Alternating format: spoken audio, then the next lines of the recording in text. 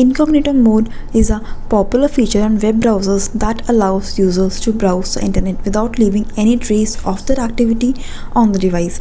Hello everyone, welcome back to our channel, your digital guide. I hope you all are doing well. In this video, we will show you how to see incognito history on Google Chrome on Android device. To view incognito history on an Android device, you can see that on your Android phone without an app by typing the below mentioned address, that is chrome colon 2 times hash chrome hash history hash in your website address box. That's it.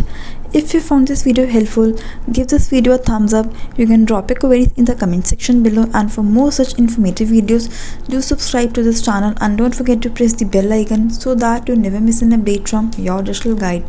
Thank you so much for watching. You can leave a suggestion in the comment sections below what you want to see in the next video. Until next time, bye, take care and have a nice day.